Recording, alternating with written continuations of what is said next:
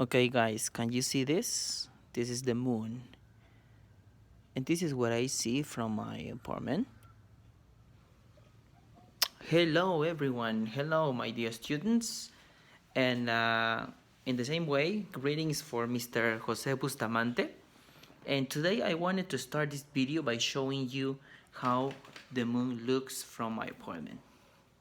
And that's because today we're going to talk about something related to the galaxies. We're going to talk about something related to scientific facts, and especially we're going to use the passive voice. And if you have your books, please open up your books. If you have your books over there, as always, we're using this version, the Gold Experience version. Okay. So, if you open up your books on the page 110, okay, 110,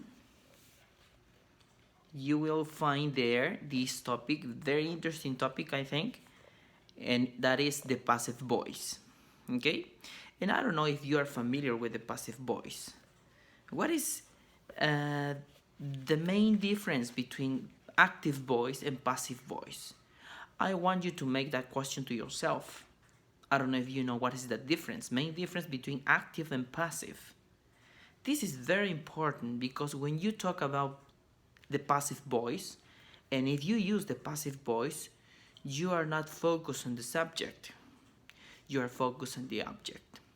So please open up your books, and in your books you will have this grammar chart, okay? This grammar chart. And in this grammar chart you will find the instructions and some explanation about how to use the passive voice. And as you can see, we use the passive voice when we don't know who does the action, or we prefer not to say it, okay?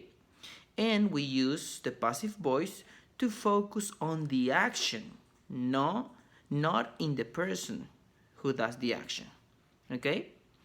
And in the same way, we use the passive voice for formal writing, okay? For example, active voice would be like this. I have Mark and I have Maria, okay?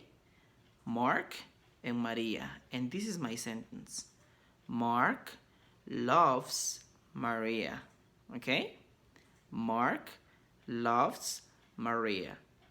This is active voice. Why? Because this sentence starts with the subject. Mark is the subject. Mark is the person who does the action, and the action is affecting the object.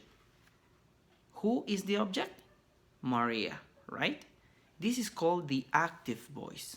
But the passive voice turns, okay, these elements in another way. So in this case, for example, we can say Maria, okay, remember, at first we said Mark loves Maria, right? But if you change the order, you would say Maria is loved by Mark. So in this case, we are not focused on the subject, which is Mark.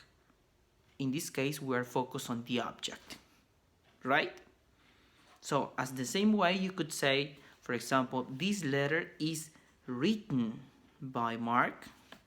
Or you could say, for example, this watch is made by Apple. We are not talking about the subject, but the object. The thing or the person who receives the action. Okay? So that's the passive voice, basically. Today we're going to learn more about that, and I hope you can have a fun moment with Mr. Jose Bustamante and me. Okay? So I just give you my best wishes and have fun in this lesson. Goodbye.